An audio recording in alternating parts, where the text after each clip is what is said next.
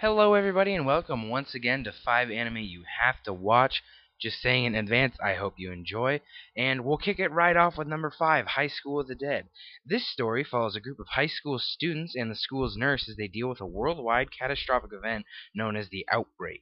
As the cast tries to survive the zombie apocalypse, they must also face the additional threats of societal collapse in the form of dangerous fellow survivors and the possible decay of their own moral codes. Starting from the high school, the students escape into town where they must deal with a corrupt teacher and his students. They check their homes for survivors and pick up a little girl and a dog. Later, they hold up at a mall, travel through a police station, and eventually make their way to an elementary school that is supposedly a safe zone.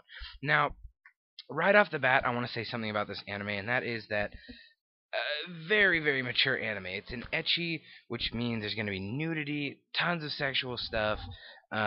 Just right off the bat, really mature language, very violent things. But having said that, I loved it. I absolutely loved it. I watched this entire anime in just a few days. Um, and I thought it was very good. Zombie animes are in short supply, high demand, so it's no real surprise that this one kind of shot into mainstream success very fast, and it is very good. It's got clean art, clean animation, love that. Voice acting is amazing. It's available both subbed and dubbed. For your preference, I prefer subbed. Maybe you prefer dubbed. It's whatever. And I gotta say, if you want a serious, depressing action anime, this one's for you. And I really loved it because it didn't have that overall upbeat, happy feel that like almost every other anime has. It was dark and it was violent and it was really good. And at number 4, we have Hunter x Hunter. A hunter is one who travels the world doing all sorts of dangerous tasks, from capturing criminals to searching deep within uncharted lands for any lost treasures. Gon is a young boy whose father disappeared long ago. Being a hunter, he believes as if he could follow his father's path, he could one day reunite with him. After becoming 12, Gon leaves his home and takes on the task of entering the hunter exam, notorious for its low success rate. Now, this is an anime that I was very skeptical about at first, because normally when the main character of an anime is a little kid, I just don't like it. I don't like it at all. I don't like having to listen to high pitched voices. I don't like. It's hard for me to really be like, that's a badass guy, when he's 10 years younger than me. But I gotta say, Hunter x Hunter was awesome. This little kid is a straight G. I absolutely love him. It's a long, long anime, and so there's plenty of episodes for you to get into. Lots of good character development and good backstories. Um, and I gotta say, it's one of the most original animes I've ever seen, and it is a remake of, I believe, the 1999 one. So it's remastered and new and improved, I would say. I would say that hesitantly, having not really experienced the 1999 one very much, or 1990 something, but I would say it's very good. It's got very good animation, a huge storyline, and you may think, oh, it's little kids, it's for little kids. No, what you're seeing on screen right now, that child ripped that heart out of a man's chest with his hand. And I will say, the man he ripped it out of was a serial rapist and murderer, so that's something to look forward to. And at number 3, we have Darker Than Black. 10 years ago, a mysterious spatial anomaly known as Heaven's Gate appeared in South America, shortly followed by the opening of Hell's Gate in Tokyo. The real stars disappeared, replaced by false ones. During this time, people possessing various special abilities emerged. Each contractor has a corresponding fake star, which reacts to their activities. As such, contractors are usually identified by their star's Messiah catalog number. Kept secret from the masses, these individuals are known to murder in cold blood, smothering unnecessary emotions with logic and rationality. Their incredible abilities, however, are gained at the cost of their humanity.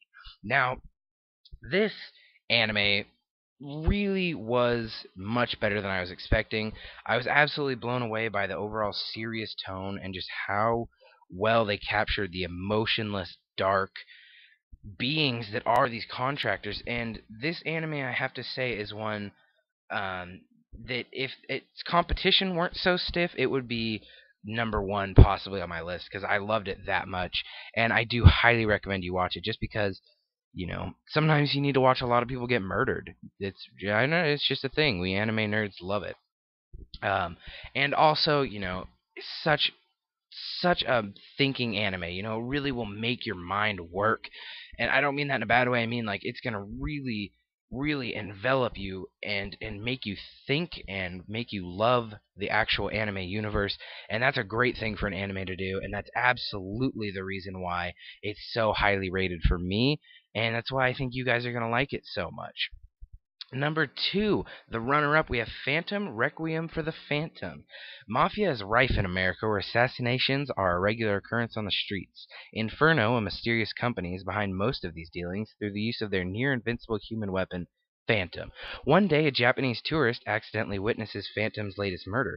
Desperate to escape, the tourist hides in a secluded building. However, Phantom, revealed to be a young woman named Ain, and the leader of Inferno, Scythe Master, captures the tourist and brainwashes him. Given the name Zavai, this once peaceful tourist is now a puppet of Inferno with no memories.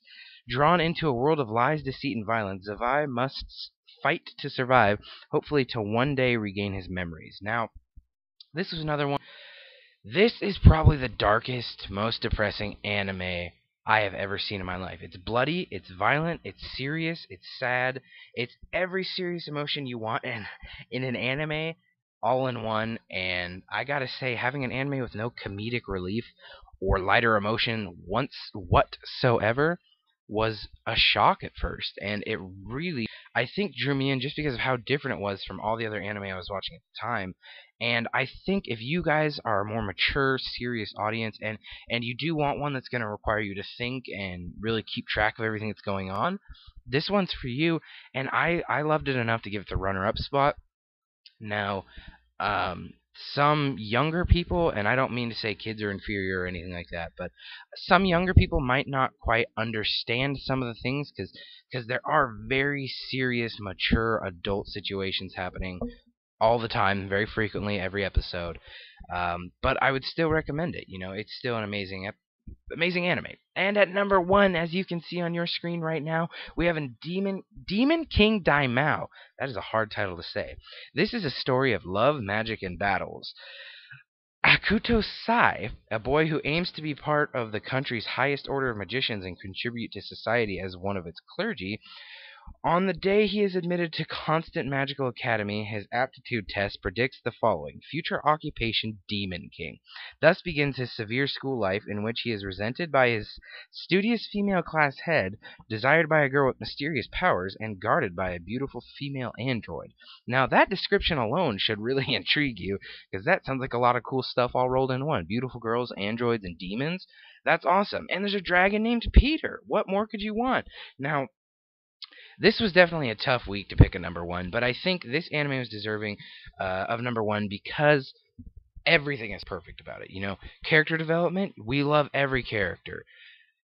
Storyline, pacing, just animation, everything was flawless. I could not, no matter how hard I tried, find something I didn't like. One thing I will say though, out of all of the anime on this list, this one is the one that is by far the most sexual, to the point where I actually was like, wait, is this a hentai for a little bit? Because there's some parts where it's just like, you know, okay, I just witnessed somebody orgasm. That's pretty messed up. And there is the funniest use of a sea cucumber I've ever seen in my life. But keep in mind, meant for mature audiences, and I wouldn't recommend, if you're a little kid watching this and getting caught by your parents watching it, because they will think you are watching porn. But it's still good.